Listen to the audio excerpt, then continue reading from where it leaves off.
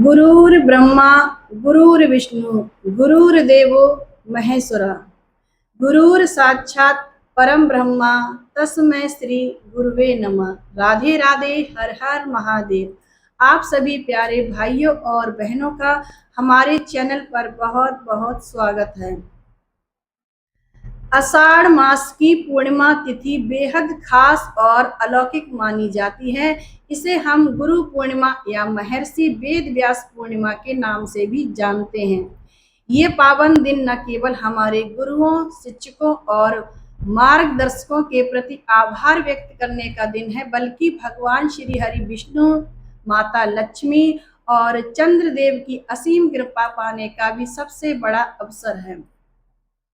इसके अलावा इस साल की ये पूर्णिमा इसलिए भी बहुत खास है क्योंकि इसके तुरंत यानी अगले दिन से महादेव का प्रिय सावन का महीना शुरू हो रहा है। आज की इस विस्तृत वीडियो में हम आषाढ़ पूर्णिमा 2026 की सही तारीख, शुभ मुहूर्त, पूजा विधि, चंद्र आर्दय का समय, विशेष नियम और सावन से पहले घर में की जाने वाली जरूरी तैयारियों के बारे में एक एक बात विस्तार से जानेंगे। आप सभी वीडियो में अंत तक बने रहिएगा। सबसे पहले बात करते हैं आषाढ़ पूर्णिमा 2026 की सही तिथि और समय के बारे में, ताकि व्रत और पूजा में कोई संशय ना रहे। पूर्णिमा तिथि का प्रारंभ मंगलवार यानी 28 जुलाई 2026 की शाम को 6:21 से पूर्णिमा तिथि शुरू हो गई है।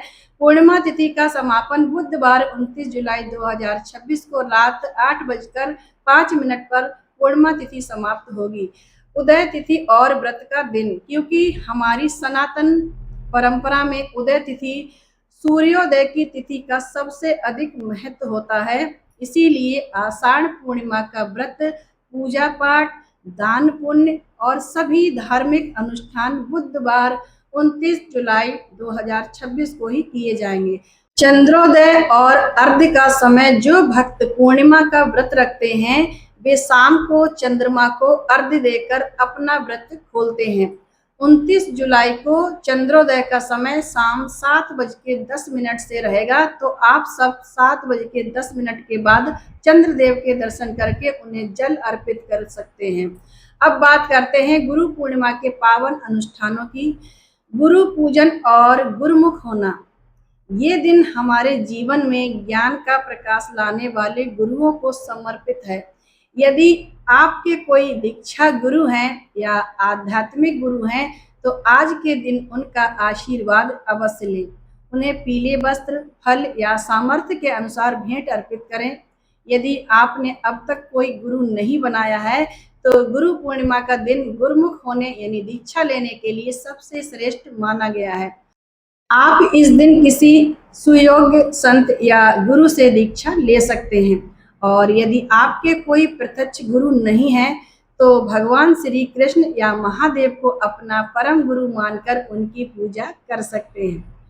पूर्णिमा के दिन घर में भगवान सत्यनारायण की कथा और पूजा का बहुत बड़ा फल मिलता है। घर की ईशान कोण उत्तर पूर्व दिशा में एक चौकी स्थापित करें। चौकी के चारों कोनों पर केले के पत्ते, पौधे का मंडप या सजावट करें। पूजा में पीले फूल, वस्त्र और हल्दी और चने की दाल का प्रयोग करें। विशेष प्रसाद चूरमा, भगवान सत्यनारायण को गेहूं के आटे को भूनकर उसमें चीनी या गुड़ और मेवे मिलाकर बनाया गया चूरमा या पंजीरी का भोग जरूर लगाएं।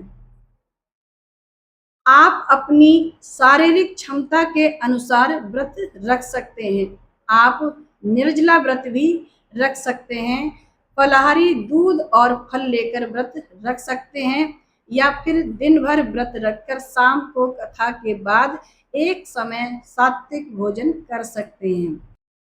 पूर्णिमा की शाम को घर और आसपास दीपदान करने से दरिद्रता दूर होती है और सुख समृद्धि का वास होता है। कहाँ कहाँ जलाएं दीपक। मुख्य द्वार पर पूर्णिमा की शाम अपने घर के मुख्य दरवाजे के बाहर जब आप घर से बाहर निकलें तो बाईं तरफ एक घी का दीपक जरूर जलाएं। ये माता लक्ष्मी के आगमन का प्रतीक है।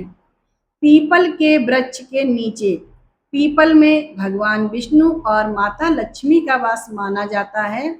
इसीलिए शाम के समय पीपल के वृक्ष के पास दीपक जलाना अत्यंत शुभ है।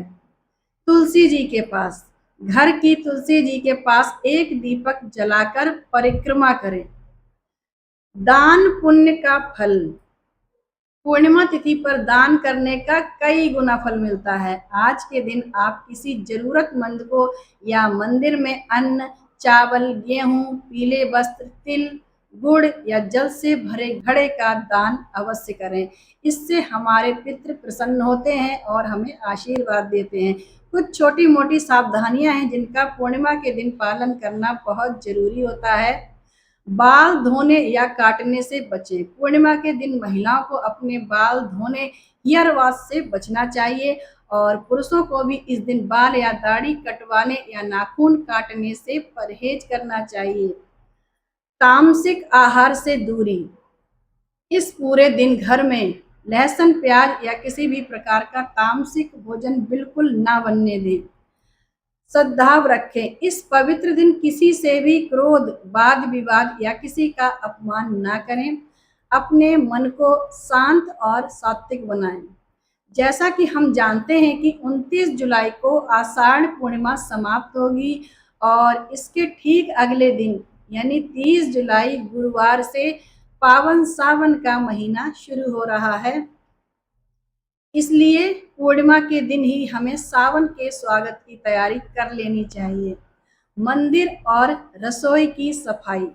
पूर्णिमा के दिन पूजा के बाद अपने घर के मंदिर और रसोई यानी घर और किचन की बहुत अच्छी तरह से गहरी सफाई, डीप क्लीनिंग कर लें। तामसिक सामान हटा दें। यदि घर में कहीं भी लहसुन, प्याज या कोई भी तामसिक सामग्री रखी है तो सावन शुरू होने से पहले रसोई को पूरी तरह शुद्ध और पवित्र कर लें। सावन में महादेव का प्रवेश हमारे घरों में होता है, इसीलिए घर को साफ सुथरा और गंगा जल से पवित्र करके रखें।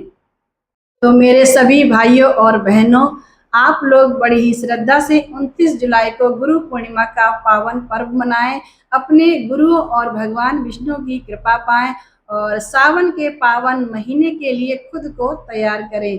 यदि आपको ये जानकारी उपयोगी लगी हो तो वीडियो को शेयर जरूर करें, लाइक करें और चैनल को सब्सक्राइब करना ना भूलें। कमेंट में जय गुरुदेव और हर हर महादेव लिखकर अपनी हाजिरी जरूर लगाएं। आप सभी को आषाढ़ गुरु पूर्णिमा की एक बार फिर से बहुत बहुत शुभकामनाएं। राधे राधे।